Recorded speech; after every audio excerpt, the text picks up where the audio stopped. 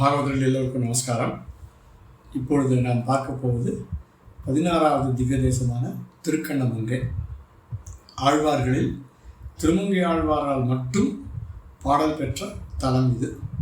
இன்று நாம் 24 பிரபந்தங்களில் ஒன்றாக கணக்கில் எடுத்துக்கொள்ளும் ராமானுஜ நூற்றந்தாதியில் அமுதனாரும் ஒரு பாசுரத்தில் இந்த தலத்தை குறிப்பிட்டுள்ளார்.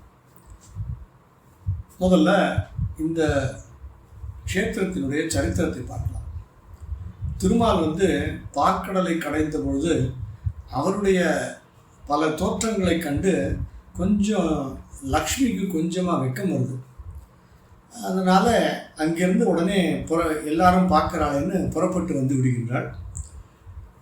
கீழே பூமியிலே இந்த திருக்கண்ணமங்கை க்ஷேத்திரத்திலே அந்த தோற்றத்தையே மனதில் நினைத்து கொண்டு தவம் பண்ணுகின்றாள். பெருமாளை திருமணம் பண்ண வேண்டும்ன்ற ஒரு எண்ணத்துடன் தவம். இந்த திருமகளின் எண்ணத்தை அறிந்த பெருமாள் பார்க்கடலில் இருந்து இங்கே புறப்பட்டு வந்து விடுகின்றார். அப்படி பெருமாளும் இங்கே சேர்ந்ததை அறிந்த பிரம்மன் தேவர்களுடன் இங்கே திருமணத்தை இத்தலத்தில் முறைப்படி நடத்தி வைக்கின்றார். இந்த பார்க்கடலில் இருந்து இந்த க்ஷேத்திரத்திற்கு பெருமாள் வந்ததால் இந்த பெருமாளுக்கு புறக்கடல் என்ற திருநாமம் வந்தது. புறக்கடல்னா கடல் என்பது இந்த இடத்துல பார்க்கடலை சொல்லுகின்றது. புறக்கடல்னா வெளியே உள்ள கடல். அதாவது வெளியே உள்ள கடல்னா இந்த பூமியில் இந்த க்ஷேத்திரத்துக்கு வந்ததை சொல்லுகின்றது. அதனால் பெருமாளுக்கு புறக்கடல் என்ற திருநாமம். அதில் இன்னொரு அப்ஜெக்டிவும் இருக்குது. அது கொஞ்சம் நேரம் கழித்து அந்த அப்ஜெக்டிவை பார்க்கலாம். இப்போ இன்னொரு இந்த க்ஷேத்திரத்தின் பாசுரத்தை நல்லா புரிஞ்சுக்கிறதுக்கு வேறு ஒரு விஷயம் தெரிஞ்சுக்கணும். திருமங்கை ஆழ்வார் இந்த க்ஷேத்திரத்தை பெரிய திருமொழியில் 7-10 பதிகத்திலே மங்களாசாசனம் பண்ணார். ஆனால் அது எந்த கான்டெக்ஸ்டில் எந்த சுச்சுவேஷனில் மங்களாசாசனம் பண்ணார்ன்றதை பார்க்குறதுக்கு இதுக்கு முந்தின பதிகமான பெரிய திருமொழி 7-9 பதிகத்தை பார்க்கணும். அந்த பதிகம் கள்ளமனம் வெல்லும் வகை என்று தொடங்குகின்ற திருச்சிறுபுலியூர் திவ்ய தேசத்தின் மேலே ஆழ்வார் அருளி செய்த பதிகம் பெரிய திருமொழி 7-9. அந்த க்ஷேத்திரத்தில் என்ன விசேஷம்னு சொல்ல முடியாது. அந்த க்ஷேத்திரத்தில் இந்த சயன கோலத்திலே அர்ச்சாவதாரத்தில் 27 திவ்ய தேசங்களிலே ஆழ்வார்கள் பெருமாளை மங்களாசாசனம் பண்ணார்கள். அந்த 27 சயனக்கோல பெருமாள்களிலேயே மிகச்சிறிய பெருமாள் அப்படி யாருன்னா அந்த சிறுபுலியூர் பெருமாள் தான். இந்த பெருமாளை பார்த்தார் ஆழ்வார். ஒரு பதிகமும் பாடினார். ஆனால் ஆழ்வாருக்கு தான் மனதிலே இந்த பெருமாள் எப்படி இருப்பான் அப்படின்னு ஒரு எண்ணம் இருந்தது. அதாவது சில சமயம் நம்ம சில பேருக்கு ஒரு இடத்துக்கு போகும்போது பெருமாள் இப்படி பார்க்கலாம் அப்படி பார்க்கலான்னு இமேஜின் பண்ணிட்டு போவோம். பெருமாள் மட்டும் இல்லை, வேறு எதுக்காக இருந்தாலும் we go with some expectation.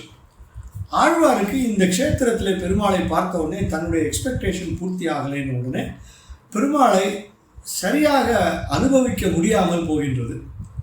அதனால் ஆழ்வாருக்கு வருத்தம்.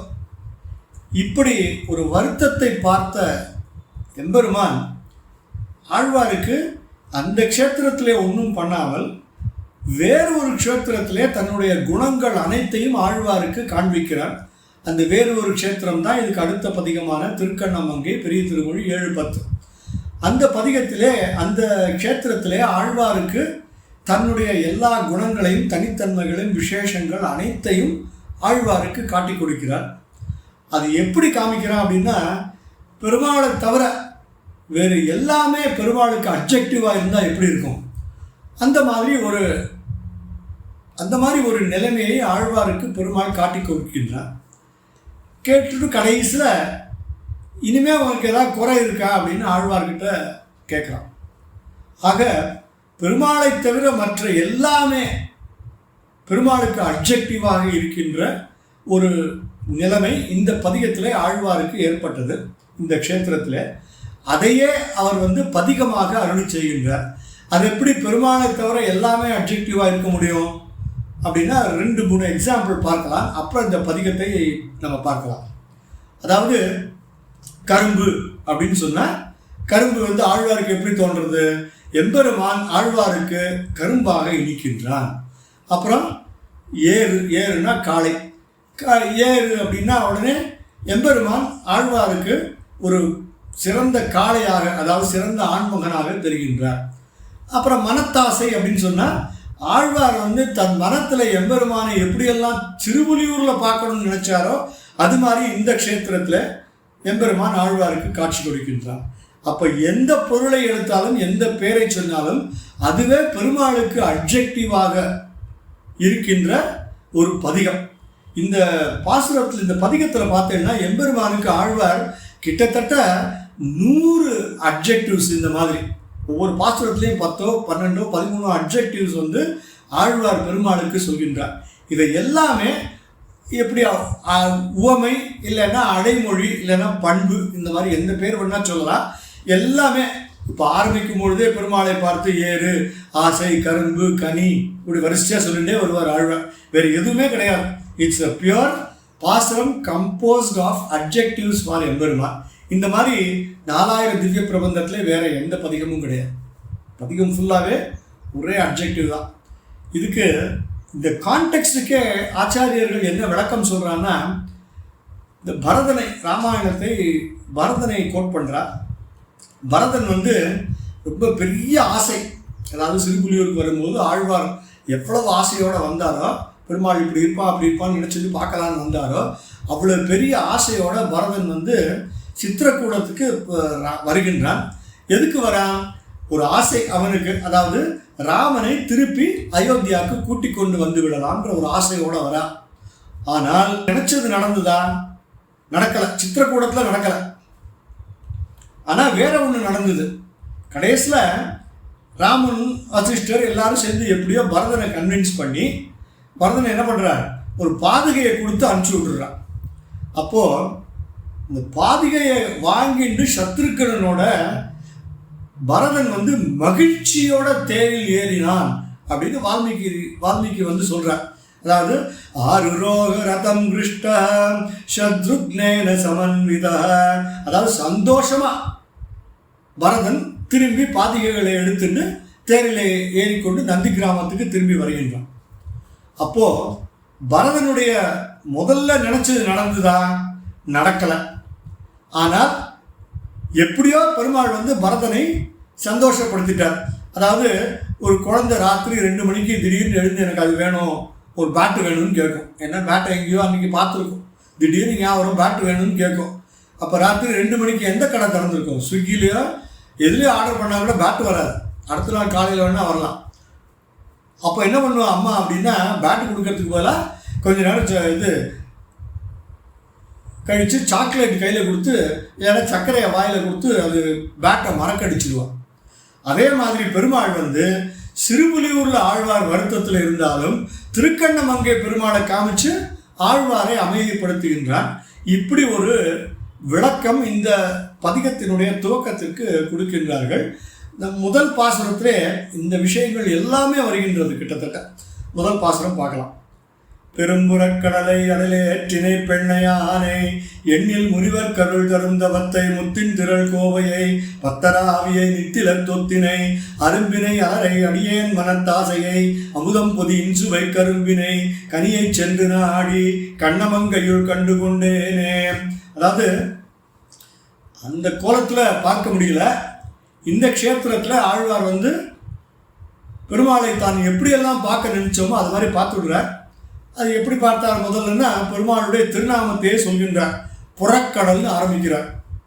நான் முதல்ல சொன்னேன் இன்னொரு அப்ஜெக்டிவ் இருந்தது அப்படின்னு. அந்த புறக்கடலுக்கு முன்னாடி ஆழ்வார் ஆரம்பிக்கிறது பெரும் புறக்கடல். இந்த பெரும்புறக்கடல்னால் பார்க்கடலை விட்டு வெளியே இருக்கின்ற பெரிய கடலாகிய இந்த ஆவரண ஜலம், அதிலே இருக்கின்ற பூமி, அதிலே இருக்கின்ற திருக்கண்ணமங்கை அப்படின்னு சொல்கிறார். இங்கே பெரும் புறக்கடல்ன்றதுக்கு ஒரு சின்ன விஷயம் சொல்கிறார். அதாவது இந்த க்ஷேத்திரத்திலே தாயாருக்கும் பெருமாளுக்கும் திருமணம் நடந்தது இல்லையா? திருமண கோலத்திலே இருக்கின்ற பெருமாள்களிலேயே பெரிய பெருமாள் யார் அப்படின்னா இந்த திருக்கண்ணமங்கை பெருமாள் தான். அதனால் இந்த க்ஷேத்திரத்தை ஆரம்பிக்கும் பொழுதே பெரும் புறக்கடல் அப்படின்னு ஆரம்பித்தார் ஆழ்வார். அப்புறம் பாருங்க எவ்வளோ அப்ஜெக்டிவ் சொல்கிறாரு, வரிசையாக பார்க்கலாம். அதுக்கு முன்னாடி தாயார் தவத்திற்கு உடனே பெருமாள் ஓடி வந்தார். ஆழ்வாருடைய வருத்தத்தை, அதாவது சிறுபுலியூரில் ஏற்பட்ட வருத்தத்தை இந்த க்ஷேத்திரத்திலே உடனே வந்து தீர்த்து வைக்கின்றார். அப்போ ஆழ்வார்களும் அடியார்களும் தாயாரும், அதாவது தன்னுடைய பக்தர்கள் அவர்களின் எண்ணத்தை புரிந்து கொண்டு அவர்களுடைய ஆவி போல் பெருமாள் வேகமாக வந்து அனுகிரகம் பண்ணுவதால் இந்த பெருமாளுக்கு பத்தர் ஆவி பெருமாள்னு பேர். ஏன்னா சான்ஸ்கிரிட்டில் சொல்லும்பொழுது பக்த வத்சலன்னு பேர் சொல்லுவாள். பக்தர்களுக்கு அருள் புரிபவன், அவர்கள் நினைத்தபடி நடப்பவன் பெருமாளுக்கு பேர். பத்தராவி பெருமாள் இந்த க்ஷேத்திரத்தில் பெருமாளுக்கு பேர். அப்போ 2 பெருமாள் பேரை சொல்லியிருக்கார், பெரும்புறக்கடல், பத்தராவி பெருமாள்.